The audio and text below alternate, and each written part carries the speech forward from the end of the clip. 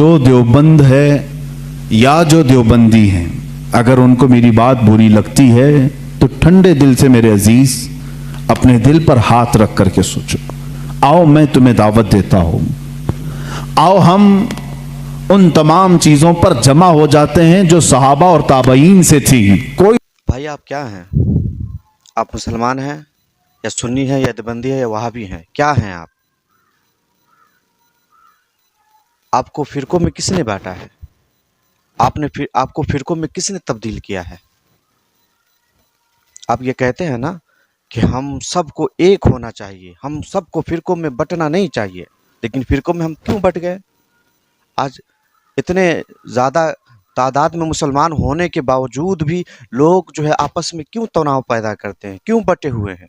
आप कहते हो ना कि आपस में एक मुसलमान भाई दूसरे मुसलमान भाई का भाई है, यानी एक मोमिन बंदा दूसरे मोमिन बंदा का भाई है। तो फिर फिरकों में लोग क्यों बटे हुए हैं? क्यों कोई देवबंदी बना हुआ है, क्यों कोई वहाबी बना हुआ है, क्यों कोई शिया बना हुआ है? आप भी चाहते हो ना, मैं भी चाहता हूँ कि सब लोग एक बन कर रहें, मुसलमान बन कर रहें, नबी का ग़ुलाम बन कर रहें। आप भी ये चाहते हो ना? तो इनको आप पहचानते हो? इनको आपने कहीं ना कहीं देखा होगा ना। सबसे मशहूर चेहरा अहले सुन्नत वल जमात का है मुफ्ती सलमान अज़हरी। इनको आपने देखा होगा। इनके बयानात को सुनना चाहेंगे आप? इन्होंने अभी क्या बयान दिया है? अगर यकीनन आप देवबंदी हो, सुन्नी हो, वहाबी हो, शिया हो, जो भी हो, आप इनकी वीडियो को देखो। इन्होंने क्या कहा? देवबंदी हो, वहाबी या शिया, कोई भी हो, मैं सबको गले लगाने के लिए तैयार हूँ। जिस चीज़ से आपस में तनाव पैदा हुआ उन चीज़ों को निकाल देने की ज़रूरत है। और मुफ्ती सलमान अज़हरी साहब ने साफ साफ बताया, किताब का नाम लेकर बताया कि किन चीज़ों की वजह से आपस में तनाव पैदा हुआ है। आइए मैं आपको इनकी वीडियो दिखाता हूँ। और याद रखना मेरे अजीज़ों, मेरे मुसलमान भाइयों, टारगेट करने वाला बंदा ये नहीं देखता कि आप सुन्नी हैं या शिया है या वहाबी हैं, ये नहीं देखता, बल्कि आपको सिर्फ और सिर्फ मुसलमान देखकर टारगेट करता है, मुसलमान देखकर निशाना बनाता है। अगर आप चाहते हैं ना एक होना चाहते हैं ना, नबी का ग़ुलाम बन के ज़िंदगी गुजारना, तो फिर इनके बयानात को सुन ले और ये जो फरमा रहे हैं ना, ये जो कह रहे हैं ना, फिर इनकी बातों पर अमल करें। हम लोग एक हो जाएंगे, फिर एक साथ नबी का ग़ुलाम बन के ज़िंदगी गुजारेंगे। इनकी वीडियो को देखें। आज सुभान जो देवबंद वीडियो देखने के है बाद ईमान ताज़ा हो या जो देवबंदी है, दिल खुश हो जाता है। अगर उनको मेरी बात बुरी लगती है तो ठंडे दिल से मेरे अजीज अपने दिल पर हाथ रख करके सोचो। आओ मैं तुम्हें दावत देता हूं, आओ हम उन तमाम चीजों पर जमा हो जाते हैं जो सहाबा और ताबईन से थी। कोई नई बात तुम अपनी किताब में नहीं लाओगे, कोई नई बात मैं अपनी किताब में नहीं रखता। आओ इत्तिहाद करो, मैं इस इत्तिहाद का ऐलान करता हूं, लेकिन जो नई बातें आई उसका तुम इनकार करोगे, अलल ऐलान करोगे और ये भी कहोगे कि हम इनसे दूर हैं। हुआ ये कि आला हज़रत रज़ियल्लाहु तआला अन्हु के ज़माने से थोड़े से पहले की हालात मैं बता रहा हूं आपको। दारुल उलूम देवबंद के बाद 4 उलमा मैं साफ साफ आज अर्ज करता हूं जिनकी किताबों से पूरी उम्मत में तनाज़ा फैल गया, इख्तिलाफ फैला। लोग हमको इख्तिलाफ का फतवा देते हैं, अगर ना ये किताबें आती ना ये कोई फतवे आते।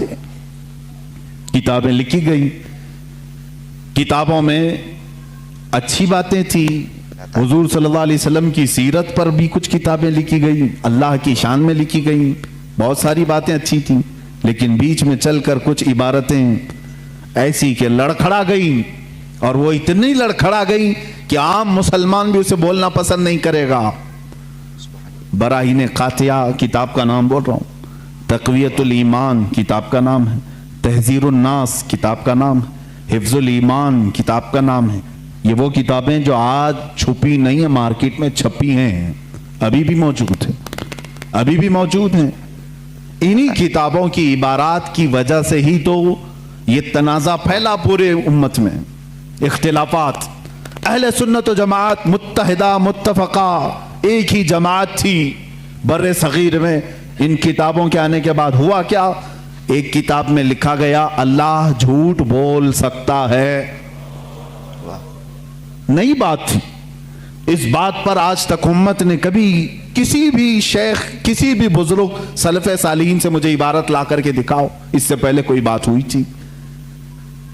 پھر ایک کتاب میں عقیدہ توحید کو بیان کرتے ہوئے مولوی اسماعیل دہلوی صاحب نے یہ تکلیق دیا، حضور صلی اللہ تعالیٰ علیہ وسلم کا خیال نماز میں آنا گدھے اور بیل کے خیال سے بدتر ہے۔ یہ نئی بات تھی کہ نہیں تھی؟ اور جا کر کے کراس ویریفیکیشن کر لینا، اگر میں جھوٹ بولوں تو میرا جبہ پکڑ لینا اور جو سزا دے سکتے ہو دو۔ میں یہ لفاظی نہیں کر رہا ہوں اور نہ پھکائی کر رہا ہوں، یہ جملے آج کتاب میں موجود ہیں۔ تقویت الایمان میں حفظ الایمان کتاب آئی، اس میں مولوی اشرف علی صاحب نے حضور صلی اللہ تعالیٰ علیہ وسلم کے علم غیب پر بحث کرتے کرتے یہ کہہ دیا، حضور کے علم غیب کی کیا تخصیص یعنی ان کی کیا خصوصیت ہے؟ اتنا علم غیب تو زید کو، پاگلوں کو، بچوں کو، بلکہ جانوروں کو بھی حاصل ہے۔ شیطان کا علم غیب تو قرآن سے ثابت ہے، انہوں نے کہا شیطان کا علم غیب قرآن سے ثابت ہے، حضور صلی اللہ علیہ وسلم کے علم غیب کی کیا خصوصیت ہے؟ یعنی برابر ہو گئے، شیطان کو جتنا علم ہے اتنا ہی محمد صلی اللہ علیہ وسلم کو ہے۔ میرے عزیزو، کیا یہ باتیں دل پر نہیں لگتی مسلمانوں کے؟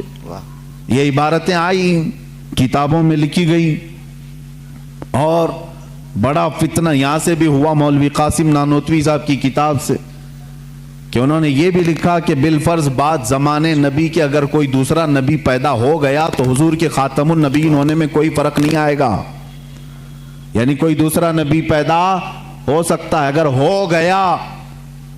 اگر مگر کی بات ہی چھوڑو، جب حضور نے 1400 سال پہلے کہہ دیا، فرما دیا کہ میرے بعد کوئی نبی نہیں ہو سکتا تو نہیں ہوگا۔ آپ کتاب میں یہ نئی بات لکھنے کی کیوں ضرورت پیش کی؟ آپ کو کیوں ضرورت پیش آئی کہ اگر اب کے زمانے میں بھی کوئی نبی آئے گا تو حضور کے خاتم النبیین ہونے میں کوئی فرق نہیں آئے گا؟ تو آپ کی اس بات سے پتہ نہیں کتنے محلوں میں کہاں کوئی نبی ہونے کا اعلان کر دے گا۔ عزیزان گرامی وقار، یہ کتابیں پورا کا پورا ہندوستان ایک کھلبلی مچا چکی تھی، کوہرام بپا تھا، تنازعات میں گھر گئے۔ قادیانی اپنے نبی ہونے کا اعلان کر رہا ہے، ادھر ایک نیچری فرقہ ہے علی گڑھ سے جو قرآن کے معجزات کا انکار، حسیات کو صرف ماننے والا، نیچر کو صرف ماننے والا اور مغیبات کو نہیں تسلیم کرنے والا، اور ایک طرف عظمت رسالت صلی اللہ تعالیٰ علیہ وسلم پر، رسول کریم صلی اللہ تعالیٰ علیہ وسلم کے متعلق یہ سارے جملے آ رہے ہیں۔ چلو 100 سال کا عرصہ گزر گیا، آج بھی میں دعوت دیتا ہوں، آج تو سوشل میڈیا کا زمانہ ہے، میری یہ دعوت قبول کریں علماء دیوبند یا جو بھی، میں آپ سے اتحاد کر لوں گا، سینے سے سینہ لگا لوں، لیکن صرف یہ باتوں سے تم انکار کر دو اور کہو کہ وہی عشق رسالت ہمارے اندر ہے جو سیدنا ابو بکر صدیق میں تھا، سیدنا عمر فاروق میں تھا، عثمان ابن عفان میں تھا، حیدر کرار میں تھا، رضوان اللہ تعالیٰ علیہ مجمعین۔